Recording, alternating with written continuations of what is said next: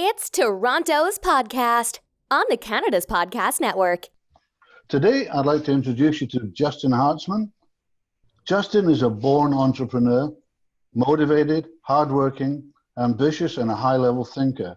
Those are probably a few words that describe Justin, and he's passionate about business. He's a graduate of one of Canada's premier business and economic programs at the University of Western Ontario, and comes from a long line of entrepreneurs and investors. From an early age, Justin worked retail in his family's businesses, rising to managerial and buying position. Understanding sales, forecasting, team management, and learning from others are what continues to drive him. Justin is an avid traveler, investor, knowledge seeker, and a family man. He's also a Scotch enthusiast, something that I share with him. Justin, with his team, owns and manages a portfolio of websites and businesses. These fall into the B2B, B2C, and consumer content spaces. With his extreme knowledge of everything internet and past experience in startups to exits, Justin's current focus, let me just do that again. With his extreme knowledge of everything internet and past experience in startups to exits, Justin's current focus is to mature his business, flourish, and take a leap back into the startup culture with needles.com. Is that right, or do you want me to change that? No, that was a lot of great words. Most people just call me crazy, so that's right. That's okay. That's okay. so now that I've started, you tell me a little bit more about yourself. Where you're from, some of those experiences. Well, you don't go forever, but give us a 5-minute, who Justin is, basically. Yeah, so, well, a lot of it was in that intro that you read, so thank you. But I think where I'm coming from my mouth is obviously a little more entertaining of a story. So as you said, I started very young, understanding from my parents, my grandparents, what it was like to be an entrepreneur and not to go work for someone. And it's something that's been ingrained in me for a long time. And I have this crazy urge for sales, and sales at any level. Well, it's $100,000, $100 million, or $100. I still get that same euphoric high from making a sale, and that's in anything.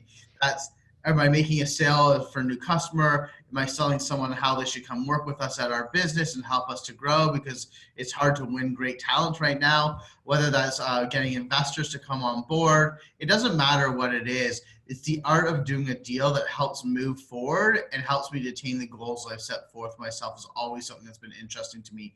And the internet has been a conduit for that since I was very, very young. I remember the 14.4 modem when it came to my house, when you wanted to load up a picture or a video and come line by line by line by line, and you'd see a little piece of the picture at a time. And I just knew there was ample opportunity for us to grow. So early on, I got involved. We started a website called rudejoke.com.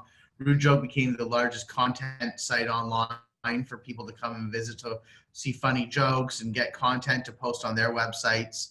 And from there, it just kind of flourished. It went from a small site that became big into getting into new markets all the time. And currently what I'm working on and most exciting for me is needles.com, which is the first artificial intelligence-based robo agency. What that means is in 6 questions, we know exactly who you are, who you want to sell to, and what it is that you're selling. We create your ads for you, and we optimize and target for you constantly 24 hours a day, 7 days a week. And what we're doing different in the AI space is we're finding people's intent to purchase.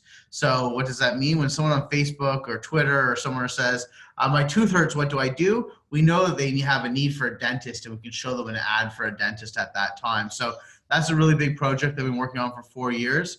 We're in a good growth phase right now, which is pretty exciting. And at the same time, if I wasn't crazy enough to be doing a startup at this time, which is crazy in itself. It takes crazy people to do that. We started another one, which is now about a year old, called coinsmart.com. And Coinsmart is a cryptocurrency digital exchange here in Canada, which is an absolute nuts market to be in, but I wouldn't have it any other way. I need that constant change and rush going through my blood and my veins. So that's what I do currently. We've done some crypto stuff as well. So you kind of explained it a little bit, Justin, but I like to ask, yes, you had, grandparents, parents in the business, but what was that? You were at school, what was that stop moment when you said, I have to be an entrepreneur? I mean, was there a flash? Maybe there wasn't. Maybe Easy for me. I was hired one time to work for someone who wasn't in my family. Mm-hmm. I was actually in high school, maybe ninth grade, grade 9, and I got a job at the Gap. Okay, Mm-hmm. in the Gap, I was there. I was crushing that job. They do things. It's great. They're metric driven there, which I think is really great. I don't know for 20 years, but back then they're metric driven. So how many sales you're making, how many sales per hour, items per sale, and when you put a scoreboard in front of me, I want to win. I want to be the top. So that's what I did. I was the best damn salesperson that Gap has ever seen. They printed at that time a monthly newsletter in the form of a magazine, and it listed their top salesperson. And I was always there in the top, like maybe 3 to 5 people. I was number 1 for a long time. But after about 2 or 3 months of being there, the Christmas season ended, and they were letting go of some people. And they said, Justin, can't say much about your sales. You're doing amazing, but we're going to have to not renew you into the next season. I said, well, why is that? They said, because you didn't fold a single piece of clothing the entire time you were here. And I said, well, that's not my job. I was hired as a salesperson, not to fold clothes. And I was the best darn salesperson that your store has ever seen or they've seen nationally. So what's the problem? Like, that's not the culture that we were going for. That's not the sales that we're looking for. Sorry, it's not for you. And I knew from that point on, I could never work for somebody who hammered. Not only was I not getting paid commission, but still doing a good job for them. I'm not ever going to let someone hammer or stammer me in the growth that I want to bring. When I can see efficiencies or deficiencies that I can bring, I want to be able to implement those with the right people who are like-minded. And working for someone else really never made that opportunity for me. So that's where I am. You realize that you really weren't going to be happy working for someone else. So, but how did you get things started? How did you get into business? Did you go and work for your family? Did you? No, I started with my current business partners. Now we met when we were 6 years old. Went to camp together on the east coast of Canada. So we've known each other for 30 years now, considering I'm 36. And we all had the same entrepreneurial spirit. And we just saw with the internet came opportunity. With technology came opportunity. We got in really early, and we saw that we can make money from all these great ways. And we just started trying and testing and looking what was hot. And that's where we got to where we are today. And like I say to everyone, I do a lot of mentoring, and I help other people who are new to startups or new to doing business or being an entrepreneur. And a question I get is like, how did you do it? The same question you asked. Yeah, that's right. I mean, how did you focus? I mean, I think lots of people, they want to do it, but they can't get the focus. How did you? It's not focus. That's what I was about to say. It's not focus. I lost you for a minute there. Yeah, can you hear me now? Yeah, I got you now. Yeah. So what I was saying is there's something that's right in front of these people's face, something that stops them, like you're saying, and that's one word, and that's called fear. And when you can take that one step over fear, you can cross that line and jump into it, that's when you're going to make the best effort to get done what you need to do. There's always something to fall back upon. And if you're always waiting for the perfect opportunity, it's never going to happen. Okay. So, you realized that the internet was full of opportunity at that point. It's like this big kind of thing. How did you decide on, when I said focus, where your focus was going to go? Well, it's where my interests were at the time. So like early on, I was into first player shooter games. So because I was into that, I built a community around it, and I provide services for those people. And if they needed server space, they needed the hosting, I provide that for them. That was interesting to me. I got to bring two passions together, making money, building community, and the games they like. And then from there, following trends online was really big for us. Something that was new that gave us a platform or opportunity. When eBay came out, that was a big thing for us as a great way to make money. When Amazon affiliate came out, when MySpace was, which helped us really well, we sold our first 2 companies in 2005 within 1 year, because MySpace gave us the platform to produce third-party content for their users. So anyone who had a MySpace page that wanted to customize it or pimp their profiles, they said, we made the content for that. And we saw that opportunity really early on. And because of that, it helped us grow. So we look for the early opportunities. We look for the places that other people, the gaps in the market, and that's what we try to hone in on. How did you how did you finance all that? I mean, that becomes that's always a big issue for, for startups, for entrepreneurs in general. Until Needles, we bootstrapped absolutely everything. We started with $0. We made our first dollar. We reinvested it. We put them back in. We sold 2 businesses, all bootstrapped.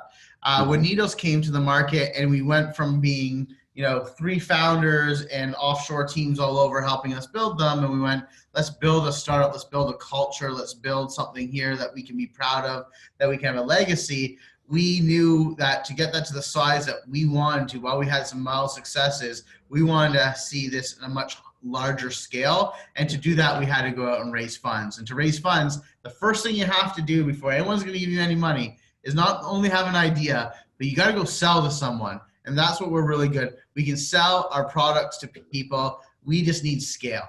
Yeah. Okay. It's good that you say that, because I think that's what's really interesting.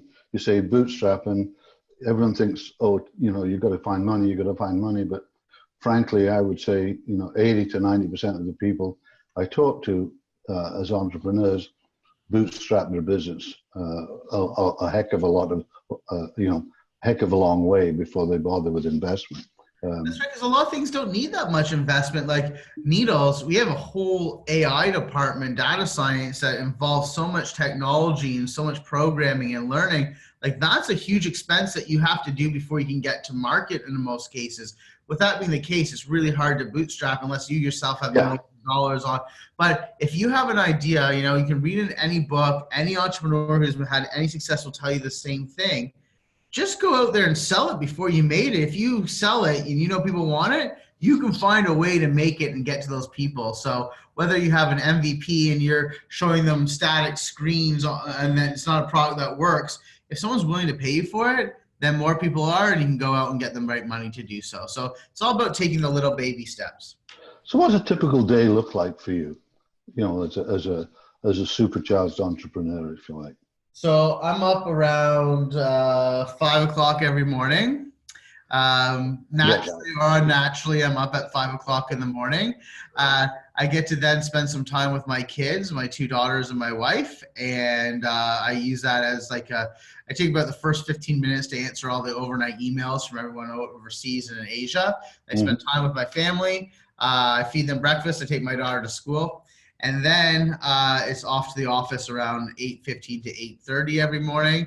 And then from there, every day is different. It could be a day full of meetings. It could be a day of I do a lot of travel for business all over the place. But quite frankly, it's thinking about the big ideas, understanding the vision if it's coming to place, ensuring that the people I have put in place who are much smarter and better than I am have the resources that they need to do their jobs. And then I still work on the sales side of my companies. I'm interested in doing that. It doesn't change my passion. So I'm always playing some role in that, whether it's very large deals, whether it's fundraising. And then I go home around 7 o'clock every night. I put my kids to bed. I have dinner with my wife, and then I go to sleep. And in between that, I have tons of events to be at, or mentoring talks that I do, or anywhere I can be useful, I try to be, while making sure I have my family time at the same time. Sure. What's your current business model, and how do you think you're going to execute on your long-term vision of that? Well, my current vision is to build companies that offer a great product and service to help the underserved. And when I mean underserved is usually the long tail customer. So the consumer who wants to start their own business, the small business, the solopreneur. And by doing that, I want to build a great culture of people who are excited to do the same thing. And I want to create for myself freedom. And what does freedom look like? That's financial freedom, that's time freedom, that's the ability to do what I want to do as I move forward. And what I love to do is spend more of my time to be useful, to give back to other people when I can get myself into that position to do that full time. So working towards something that's been very big in my life for the last 12 years, between what we talked about and starting Needles, had a company which we had sold now called WeSellYourSite.com. We brokered other people's web businesses, and something brokering and selling businesses is key to me. So I build these businesses to build them up, sell them, get the right people and to lead them from the $10 million to the $100 million range. I'm a good starter. I'm a good visionary. But I know there's people that, I'm good to get it to 10 million. I need the right people to get it from 10 to 100. So knowing your weaknesses is a big thing. Good knowing your strengths. That's good. What are the biggest benefits for you being an entrepreneur in Toronto? I mean, why here?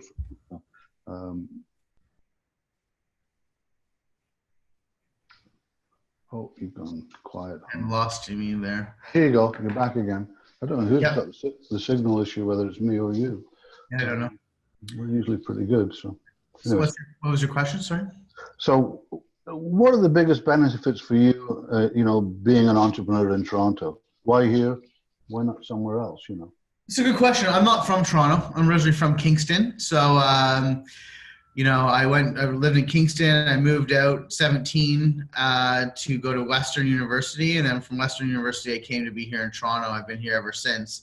I think that when I look back at it, there's a lot of opportunities that have been created for me outside of business here. So finding my wife, establishing where all my friends have come and moved from, and all their little places that we lived before, whether it was Kingston, Windsor, Halifax, British Columbia, wherever it may have been. This is a good central spot for us.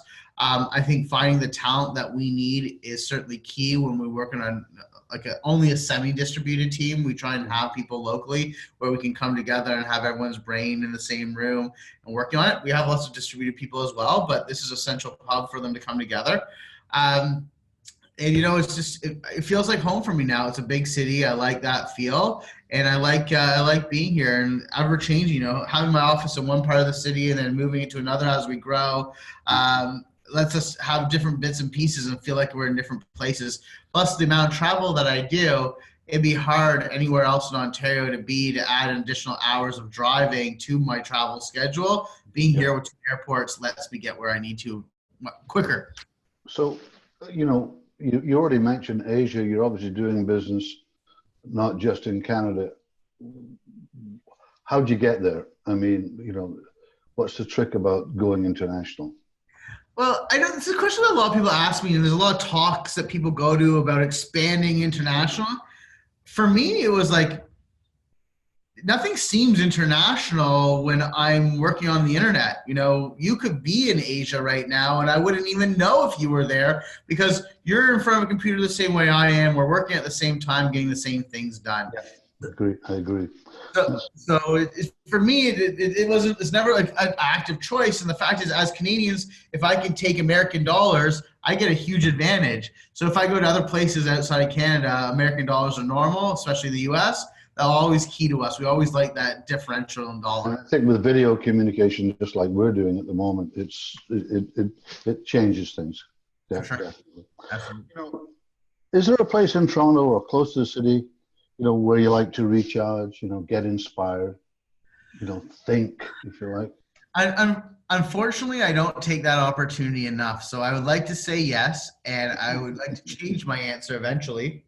But one day I hope to have a nice place outside the city. I do like being and renting a cottage or going to one of my friends where you don't just feel the buzz about you that you get in the city all the time. Everything is blurring back and forth. Just sit me down, let me look at the water. I'm a big water guy. I've been a boater my entire life. So sailing, powerboats, the whole deal, small watercrafts.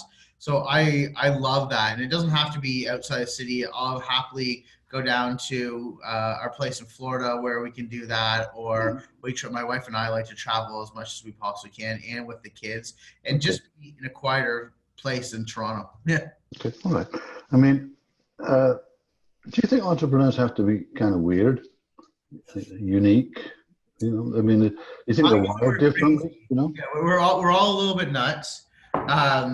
If it was easy, everybody would be doing it. You have to be even keel enough to know that there's ebbs and flows, and there's good times when there's bad times, and there's probably a lot more bad times than there are good times, but the good times will eventually outweigh the bad.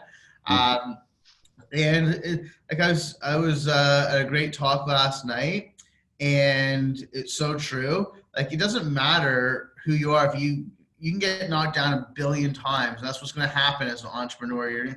Things are going great. You have this awesome contract. You're going to go fulfill it. And the day before you get a phone call, sorry, we decided to go a different direction. Well, shit's going to happen. It's just going to happen. It's not how you get knocked down. It's cliche, but it's how you get back up. And I think that's the main thing. Being an eternal optimist and constantly just knowing that there's another opportunity is what drives me, and I think a lot of entrepreneurs out there. So if you weren't an entrepreneur, what would you like to do for a profession? I think that I would like to do something in the banking trading world. Okay. What wouldn't you like to do? I wouldn't like to work for anyone. What would I not like to do? I think I wouldn't be good at, not that I wouldn't want to do is like manual labor out in the sun. I'm sun adverse in here. So things that are outdoor all the time, I wouldn't like, unless it's in the shade. So in business, what's your favorite word or sentence, phrase, whatever, what's your favorite word? It goes back to my personal mantra, which is just being useful. And that can come under any form whatsoever, helping someone, giving something back, giving them a suggestion, it all comes back to you tenfold. What's your least favorite statement? No, or impossible. Okay. Yeah. If you had to pick one or two words to describe you, what would they be? Tenacious and convicted. Like I'm very convicted in what I do, and I will fight for it to the end. And tenacious, I won't give up. So, what keeps you up at night? Maybe nothing, but. Well, a lot. I'm not a good sleeper, and that's not a good thing. People need to get your sleep. I have to work on that myself. What keeps me up at night is not achieving the goals that I've set out for myself and my company, and hitting my milestones when I was supposed to. I think those are the things that it's just not achieving what I want to in the quickest amount of time. It's being stagnant. I like to be always moving. So, what are the top three things that inspire you? Your inspired list, basically. I'm inspired, and this is new for me, inspired by watching my kids grow up and seeing how they learn and how smart they take on things, and even seeing, which is not always the best thing, how my wife and I are in our children and how they think and do things. I'm like, that's crazy. That's how I would have thought at that time, or how I think now. How does she do that? So I think that's pretty inspiring for me. Second of all is just the ability that I can go out there and create my own destiny is inspiring for myself. And whether it's a good day or a bad day, there's always tomorrow. And if you're smart, you can get through weather the bad days. I think those are mostly the inspiration for me. And the fact that, you can build something from nothing if you just really care and you really want it to happen. There's always a way if you have the will to do it. So this is our favorite island question, but maybe you heard a few answers. There's a small tropical island just off Fiji that has just one phone booth, no internet. We drop you off there. You don't have a computer or a smartphone or a tablet. You can use the phone booth located there anytime to call the boat, but that's all, and we'll come and pick you up. How long would you last before you made that call? And what would you do while you were there? Oh, that's a good question. My answer is this. I would call that boat when the time was right. And I think the time is right depending on the variables that happen to me on that island. Mm-hmm. So is the weather permittable where I'm comfortable, can stay there and recharge? Or am I on a stormy island that I'm wet and I'm getting hypothermic? It's a different situation. So situationally, I would decide that based on my surroundings and knowing my limits, what I could handle and not handle. Okay, so just to wrap things up a bit, you've given us lots of good input. But is there any advice that you've received that you want to pass on to entrepreneurs, across Canada, basically? Yeah, I would say, I've said it earlier, I'll say it again. Just take that step over fear. You see that line, just take that step over it. You can always jump back if you ever need to, but if you never try, you're never going to see what you're capable of. Be tenacious, be convicted in what you're doing, stand up for what's right and what you believe in. And there's no such thing as no, nothing's impossible. You just have to find the way to get around that wall. Sometimes it's through it, sometimes it's over it, sometimes it's under it, sometimes it's blowing it up. Doesn't matter what it is. There's always a way if you want to make that happen. That's really good. How can people get a hold of you? People listen, they want to talk. Absolutely. That's part of this network we're building. Yeah, no, I always do that. I was happy you asked, so I would let know. Anyways, you can reach me at jh@needles.com. So my first and last initial, jh@needls.com, or jh@coinsmart.com. Either or, you can get a hold of me. That's you can ask any questions. I've had awesome opportunities. I do podcasts like this all the time, and I put my email out there. There's nothing more valuable. I get a new deal that comes through. Someone gets me to an investor, or someone asks questions. I help them. They come work for me eventually, or work with me. So I love it. If you want to know anything, I can be helpful at all, please feel free to email away. Happy to do so. Okay. Well, thanks, Justin, and thanks everyone for taking the time today to listen to Toronto's podcast on the Canada's Podcast Network.